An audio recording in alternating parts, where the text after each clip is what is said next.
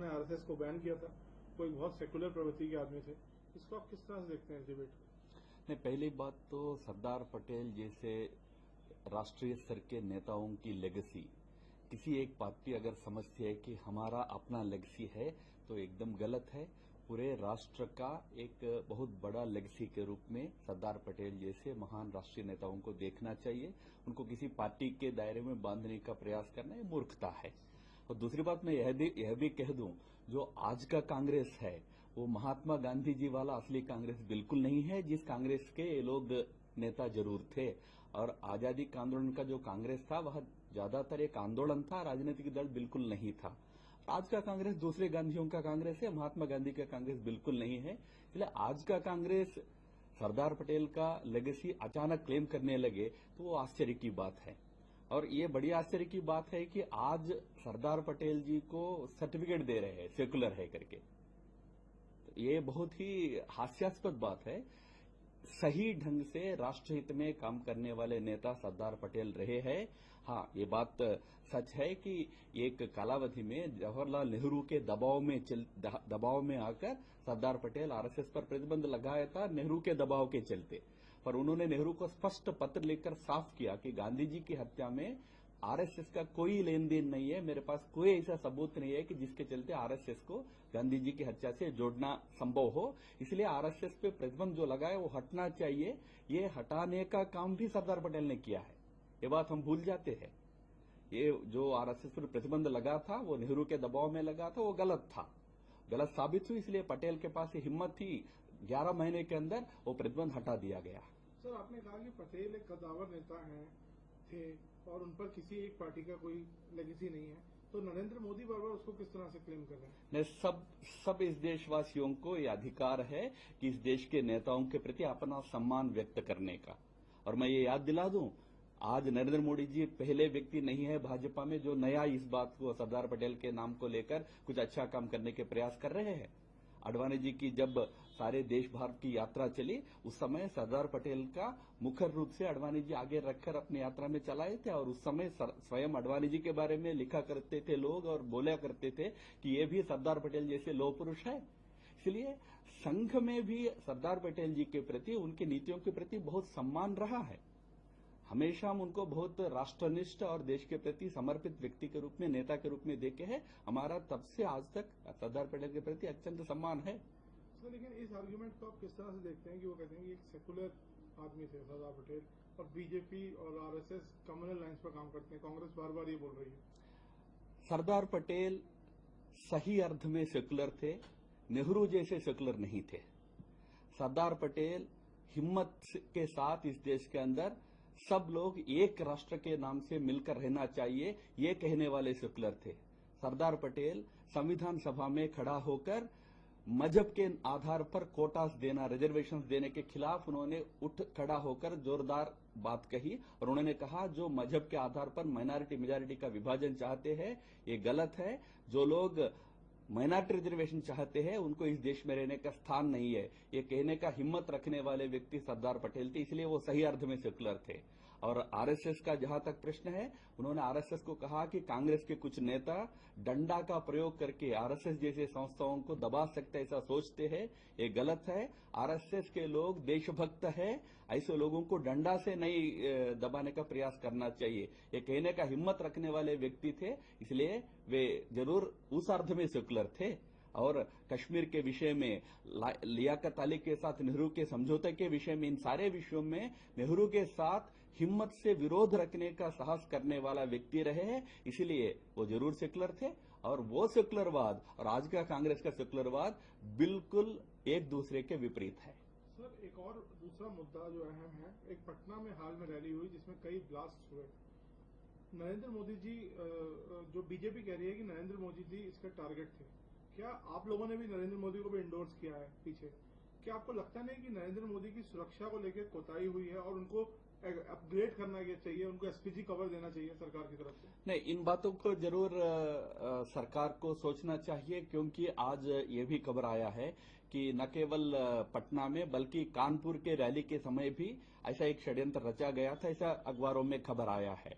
इसलिए राष्ट्रीय स्तर के नेताओं की सुरक्षा वो किसी भी दल के नेता हो, उनकी सुरक्षा सही ढंग से हो, इसकी जिम्मेदारी सरकारों पर होती है, राज्य सरकारों पर भी होती है और भारत सरकार पर भी होती है। उचित ढंग से जो भी करना हो वो जरूर अवश्य करना चाहिए उनकी सुरक्षा की दृष्टि से। नहीं, आप अब अपग्रेड करवाना चाहते हैं, आप चाहते हैं, आपको लगता है कि नरेंद्र मोदी की जान को खतरा है? जैसे मैंने कहा, उनको लक्ष्य बनाकर आतंकी हमला करने का प्रयास कम से कम 2 जगह हुआ, ऐसा अखबारों के माध्यम से। एक जगह तो प्रत्यक्ष हमने देखा है, 2 जगह हुआ है। इसको ध्यान में रखकर पर्याप्त सुरक्षा की व्यवस्था सरकारों को करना चाहिए। सर, मेरा दूसरा सवाल, कल नीतीश कुमार ने कुछ शब्दों का इस्तेमाल किया कि फासिस्ट और हिटलर, और ये शब्दावली अब लगातार इस्तेमाल की जा रही है कांग्रेस की तरफ से भी। तो आप आरएसएस एक पॉलिटिकल डिस्कोर्स की तरह इसको किस तरह से देखती है? नहीं, देखिए, जिनके पास आर्गुमेंट्स नहीं होते हैं वो लोग गाली गलौज करना शुरू करते हैं।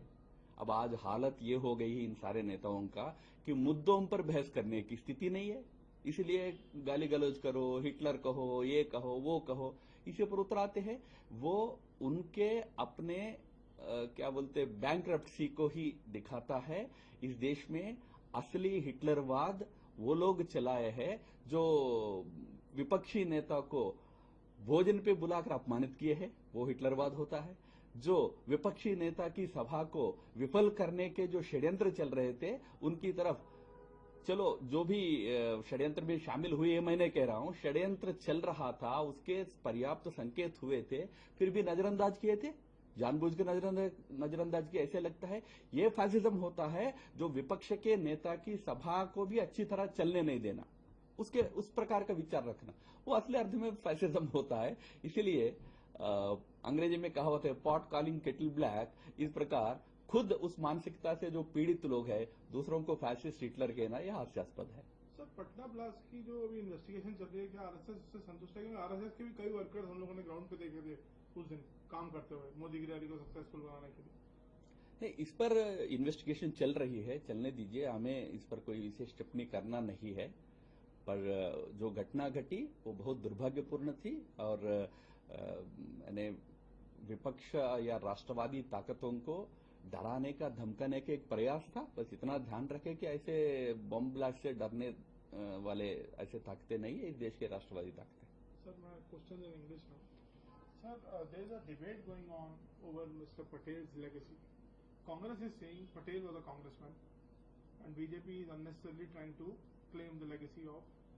And in fact, Congress is attacking RSS and BJP both by quoting Patel's ban on RSS during Nehru's time.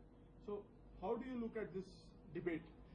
See, legacy of all great national leaders belongs to the entire nation. If any party wants to appropriate the legacy of great national leaders like Sardar Patel, it is most ridiculous.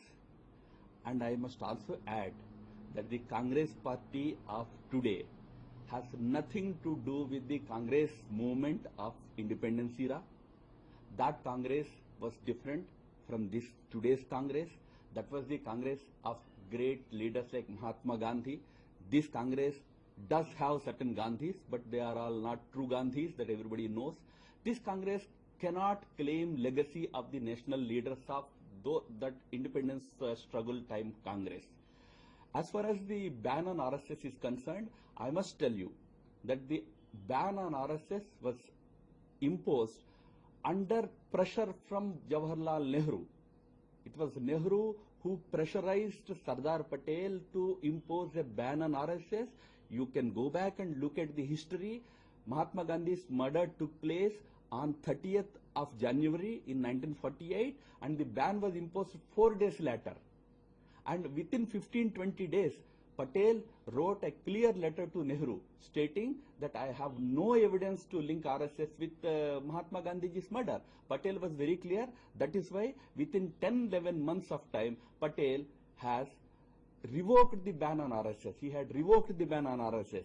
So ban was imposed under duress from Nehru. That was not a correct decision. Having realized that, Patel had the courage to revoke it. Sir, there is another argument is that Patel was a very, very secular person, and in fact some of the Congress leaders gave instances when he saved Muslims give them, shelter at Red Fort. And they draw a parallel. They say that BJP and RSS is working on the communal lines and they follow bigotry. How do you look at these comments? No, the tragedy of this country is that today Prime Minister and his party people think that they are qualified to give certificates of secularism to tall leaders like Sardar Patel. They don't need certificates from these people. And yes, Sardar Patel was secular in its true sense. Unlike people like starting with Jawaharlal Nehru to today's Congress leaders like Manmohan Singh and others. He was not a pseudo-secular leader. He was truly secular leader. That's why he had the courage to tell people who were seeking religion-based quotas. He stood up in the Constituent Assembly and said the question of religion-based quotas does not arise in independent India. Today the Congress party is pushing for religion-based quotas. And that was not what Sardar Patel stood for. He stood for true secularism, according to which all people of this country are one, they are one nation and one people. That is why he had the courage to call the people of RSS patriots. He told the congressmen that, see, you are trying to